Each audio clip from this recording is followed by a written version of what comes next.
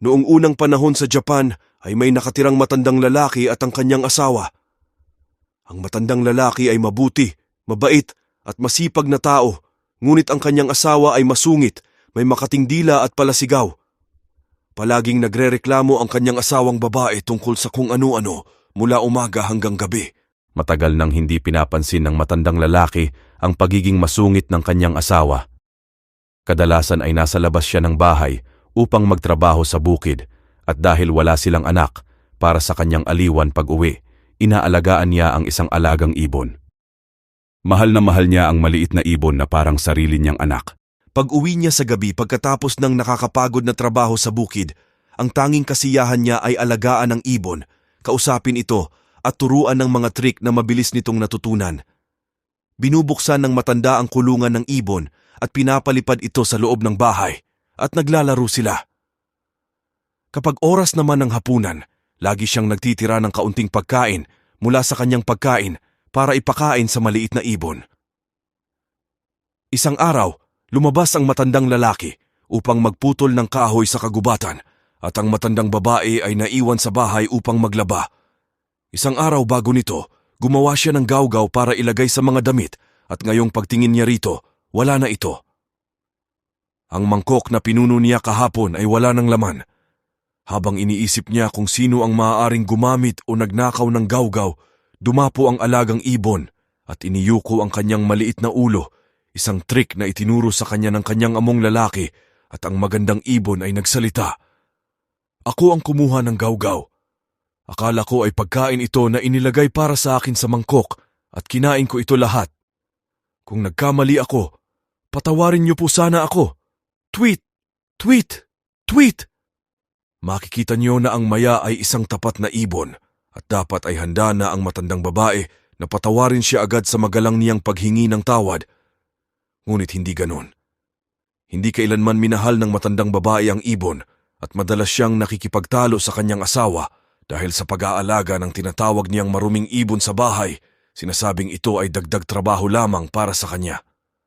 Ngayon tuwang-tuwa siya na magkaroon ng dahilan upang magreklamo laban sa alaga. Pinagalitan at isinumpa pa niya ang kawawang maliit na ibon dahil sa masamang ginawa nito at hindi kontento sa paggamit ng masasakit na salita.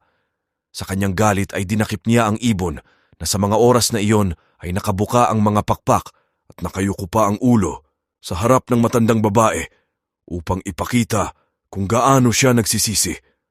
Pagkatapos nun, kinuha ng matandang babae ang gunting at pinutol ang dila ng kawawang maliit na ibon. Sige, kinuha mo ang gawgaw ko. Gamit ang dila mong yan ha. Ngayon tingnan mo kung ano ang pakiramdam ng mawalan nito. At sa mga nakakatakot na salitang ito, pinalayas niya ang ibon, hindi alintana kung ano ang mangyayari dito at walang kahit kaunting awa para sa paghihirap nito. Talagang napakalupit niya.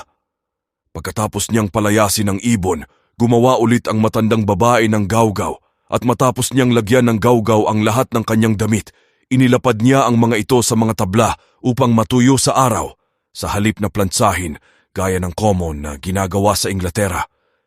Pagsapit ng gabi, umuwi na ang matandang lalaki. Tulad ng dati, sa kanyang pag-uwi ay inaasahan niya ang sandali na marating niya ang kanilang bakuran at makita ang kanyang alaga na lilipad at magchichirp upang salubungin siya, nagpapakita ng kagalakan at dadapu sa kanyang balikat. Ngunit sa gabing iyon, labis na nadismaya ang matandang lalaki dahil ni anino ng kanyang mahal na ibon ay hindi niya nakita. Binilisan niya ang kanyang mga hakbang, mabilis na hinubad ang kanyang mga sandalyas na gawa sa dayami at pumanhik sa veranda. Di niya pa rin makita ang ibon. Naisip niya ngayon na ang kanyang asawa ay baka ikinandado ang ibon sa kulungan nito. Kaya tinawag niya ang kanyang asawa at sinabing, "Nasaan si Suzume-san ngayon?" Nagkunwari ang matandang babae na hindi niya alam at sumagot, "Ang ibon mo." Sigurado akong hindi ko alam. Hindi ko siya nakita buong hapon. Hindi ako magtataka kung ang walang utang na loob na ibon ay lumipad na palayo at iniwan ka matapos mo siyang alagaan. Pero sa wakas, nang hindi siya tinigilan ng matandang lalaki at paulit-ulit na tinanong kung ano ang nangyari sa kanyang alaga, inamin na rin ng kanyang asawa ang lahat. Sinabi niya ng pagalit kung paano kinain ng ibon ang paste na ginawa niya para gawing gawgaw sa kanyang mga damit. At sa sobrang galit ay kinuha niya ang gunting at pinutol ang dila nito, at kung paano niya pinalayas ang ibon at ipinagbawal na bumalik ito sa kanilang bahay.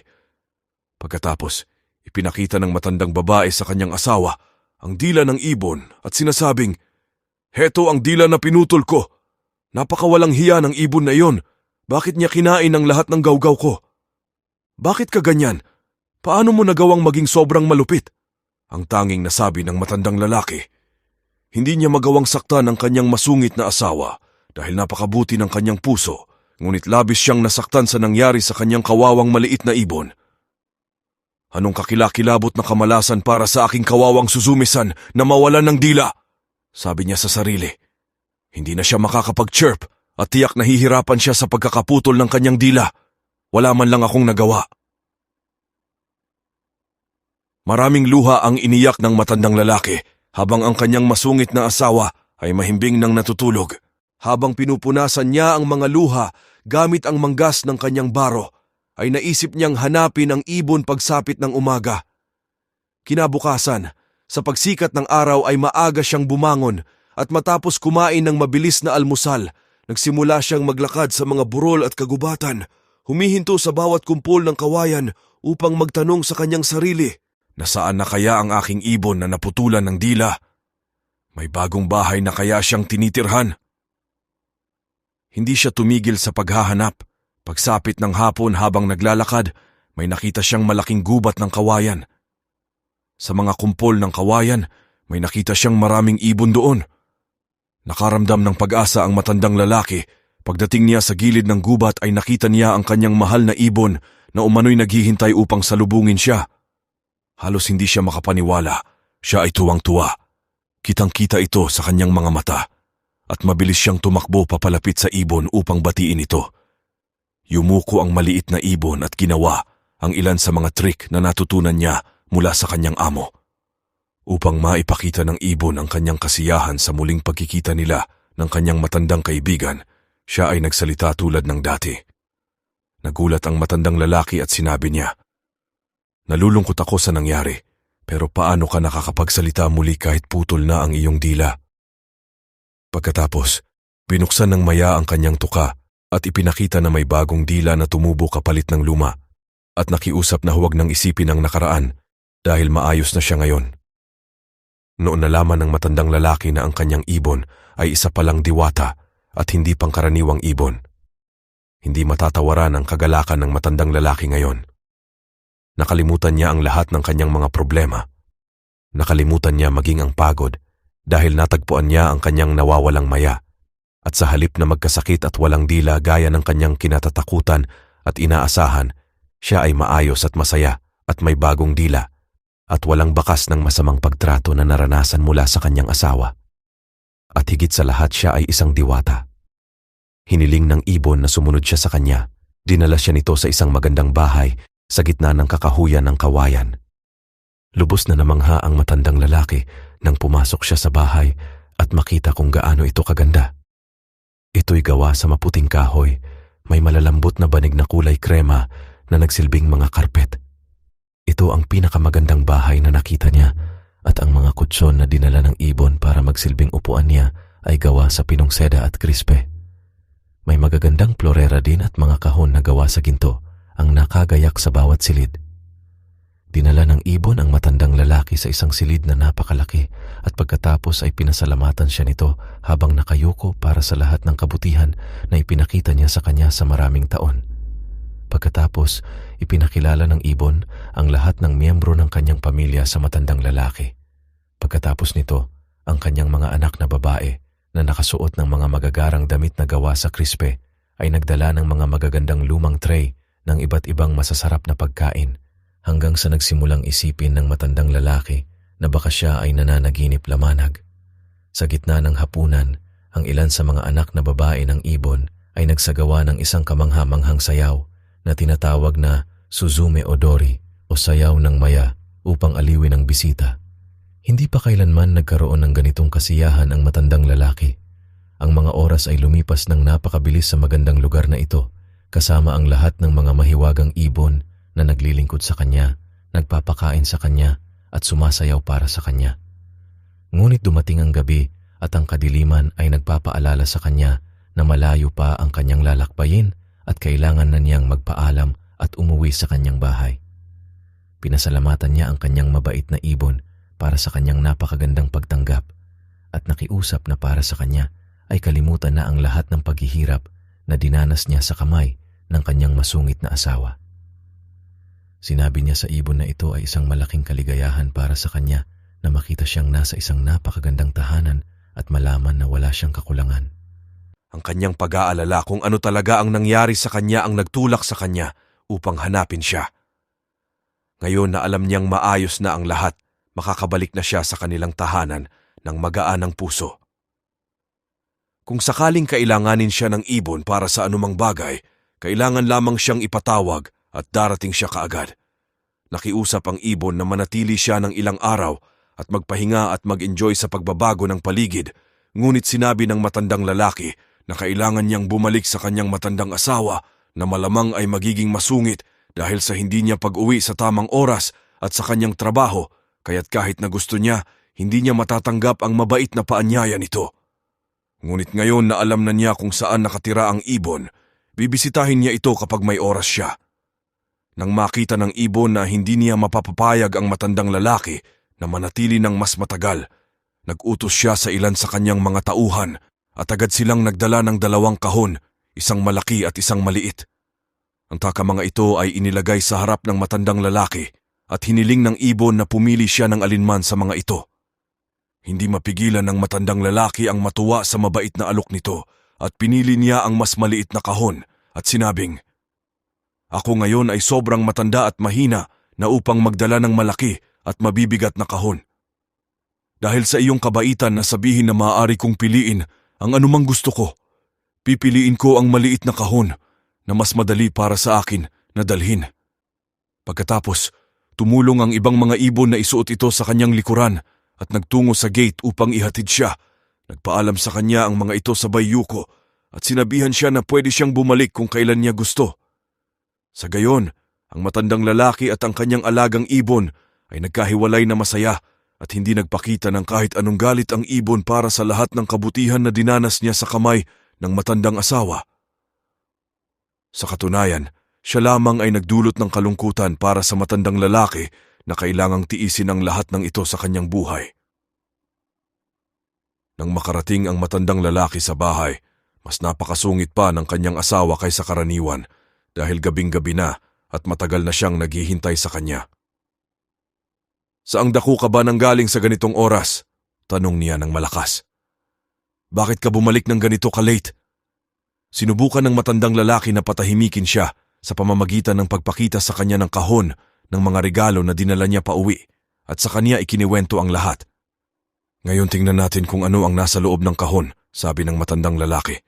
Sa puntong iyon ay tumahimik na ang kanyang asawa. "Kailangan mo akong tulungang buksan ito." At pareho silang umupo sa harap ng kahon at binuksan ito. Sa kanilang lubos na pagkamangha, nakita nilang puno ang kahon ng mga ginto at pilak ng mga barya at marami pang iba mahahalagang bagay. Ang mga banig ng kanilang maliit na tahanan ay tila kumikislap habang kinukuha nila ang mga bagay isa-isa at inilalapag. Lubos na nagalak ang matandang lalaki dahil ang mga kayamanang iyon ay kanya na. Sapat na ang mga ito upang itigil na niya ang trabaho at mamuhay ng may kaginhawaan at kasiyahan. Sinabi niya, "Salamat sa aking mabait na maya. Salamat sa aking mabait na maya." Nang maraming beses. Ngunit ang matandang babae, imbis na matuwa ay nangibabaw ang kanyang kasakiman. Ngayon ay nagsimula siyang batikusin ang matandang lalaki sa hindi niya pagpili ng malaking kahon ng mga regalo. "Ano ka ba naman, matandang hangal?" sabi niya. "Bakit hindi mo dinala ang malaking kahon? Isipin mo kung ano ang nawala sa atin. Baka naman kalahati pa sana ng ginto at pilak ang nasa loob. Tunay ka nga palang matandang hangal." Sigaw niya at saka pumasok sa kwarto na galit. Naisip ng matandang lalaki na sana'y hindi na lang siya nagsalita tungkol sa malaking kahon, ngunit huli na. Ang mapangahas na matandang babae, hindi kontento sa magandang kapalaran na biglang dumating sa kanila. Nagpasya ang matandang babae na kumuha pa ng higit pa. Maaga kinabukasan, bumangon siya at pinilit ang matandang lalaki na ilarawan ng daan papunta sa bahay ng ibon. Nang mahalata ng matandang lalaki ang iniisip ng kanyang asawa, sinikap niyang pigilan siya na pumunta, ngunit hindi niya napigilan ito. Hindi nakinig ang matandang babae sa kahit anong salita niya. Nakakapagtaka na hindi naramdaman ng matandang babae ang kahihiyan sa pagpunta sa ibon matapos ang marahas na paraan na kanyang ginamit sa pagputol sa dila nito dahil sa galit. Dahil ang kasakiman niya na makuha ang malaking kahon ay nangibabaw. Hindi man lang pumasok sa kanyang isip na baka magalit sa kanya ang mga ibon at baka pa parusahan siya sa kanyang ginawa. Samantala, noong bumalik ang ibon sa kanilang kaharian matapos siyang maputulan ng dila, ay umiiyak ito at dugo ang lumalabas sa kanyang bibig. Ang buong pamilya at mga kamag-anak niya ay halos walang ginawa kundi pag-usapan ang kalupitan ng matandang babae. Paano niya nagawa ang ganitong mabigat na parusa para sa isang napakaliit na kasalanan tulad ng pagkakamali sa pagkain ng rice paste? Tanong ng kanyang mga kamag-anak na ibon. Mahal nila ang matandang lalaki dahil mabait at mabuti ito at matiyaga sa kabila ng lahat ng kanyang mga problema. Ngunit kinamumuhian nila ang matandang babae at nagsikap silang parusahan siya kung sakaling magkaroon sila ng pagkakataon. Hindi sila naghintay ng matagal. Matapos maglakad ng ilang oras, nakita ng matandang babae ang kagubatan ng kawayan na pinagpakawalan niya ng kanyang asawa at ngayon ay nakatayo siya sa harap nito na sumisigaw. Saan ang bahay ng ibon na naputulan ng dila? Saan ang bahay ng ibon na naputulan ng dila? At sa wakas, nakita niya ang bubong ng bahay sa gitna ng mga dahon ng kawayan. Tinungo niya ang pinto at malakas na kumatok. Sinalubong siya ng mga lingkod at sinabihan siya na ang kanilang amo ay nasa pintuan at gusto siyang makita. Nang magkaharap ang matandang babae at ibon, nagulat ang ibon dahil matapos ang lahat ng nangyari ay matapang pa ito na lumapit sa kanya. Nais ng matandang babae na huwag sayangin ang oras sa mga salita, diretso siya sa punto na walang kahihiyan at sinabing, "Hindi mo na kailangang mag-abala na ako ay aliwin tulad ng ginawa mo sa aking asawang lalaki. Ako mismo ang pumunta dito upang kunin ang kahon na kanyang naiwan. Agad akong aalis kung ibibigay mo sa akin ang malaking kahon. Iyon lang ang gusto ko." Agad na pumayag ang ibon at sinabi sa kanyang mga lingkod na ilabas ang malaking kahon. Nang makuha ng matandang babae ang kahon, agad niyang inangat ito at ipinatong sa kanyang likuran at hindi man lang tumigil upang pasalamatan ang mga ibon. Nagsimula ang matandang babae na magmadali patungo sa bahay. Gusto niya na makauwi agad sa kanilang bahay. Ngunit ang kahon ay napakabigat kaya hindi siya makagalaw ng mabilis, lalo na hindi siya makatakbo. Nakaramdam ng pagod ang babae kaya kinailangan niyang umupo at magpahinga sa daan. Habang siya ay pumapadyak sa ilalim ng mabigat na pasanin, ang kanyang pagnanasa na buksan ng kahon ay hindi niya mapigilan. Hindi na niya kayang maghintay dahil inaakala niya na ang malaking kahon ay puno ng ginto at pilak at mahahalagang hiyas katulad ng maliit na kahon na natanggap ng kanyang asawa. Sa wakas, ang mapangahas at makasariling matandang babae nilagay ang kahon sa tabi ng daan at maingat na binuksan ito. Inaasahan niya na naglalaman ito ng mga kayamanan. Ngunit nagulat siya at biglang nanginig na halos mawala siya sa katinuan. Dahil sa halip, ang mga nakakatakot at kakilakilabot na mga demonyo ang biglang lumabas mula sa kahon. At inikot siya na para bang nais nilang patayin siya. Kahit sa panaginip man lang, hindi niya kailanman nakita ang gayong nakakatakot na wangis ng mga nilalang. Mayroong demonyo na may isang malaking mata sa gitna ng kanyang noo na lumapit at tumitig sa kanya. Mga halimaw na may mga ngangang bibig na tila nais siyang kainin, isang malaking ahas na nakabaluktot at umihip sa kanya, at isang malaking palaka na tumalon at umungol patungo sa kanya. Hindi pa kailanman natakot ng ganito sa kanyang buhay ang matandang babae. Mabilis na tumakbo ang matandang babae mula sa lugar na iyon. Nagawa niyang makatakas ng buhay. Nang makarating siya sa bahay, siya ay bumagsak sa sahig at sinabi sa kanyang asawa habang umiiyak ang lahat ng nangyari sa kanya at kung paano siya halos patayin ng mga demonyo sa kahon.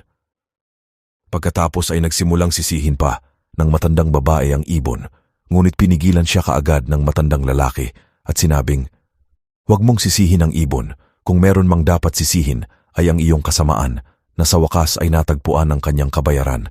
Sana lamang ay maging aral sa iyo ito. Ang matandang babae ay hindi na nagsalita pa at mula noon ay nagsisi siya sa kanyang masungit at hindi mabait na pamamaraan at sa paglipas ng panahon ay naging mabait na ang matandang babae na isip ng matandang lalaki na nagbago na nga ito. Sila'y nagtagumpay na nagkasama sa kanilang huling mga araw ng masaya, malaya sa pangangailangan o alalahanin. Maingat din nilang ginastos ang kayamanang tinanggap ng matandang lalaki mula sa kanyang alagang ibon na naputulan ng dila. At dito nagtatapos ang aking kwento. Hanggang sa muli.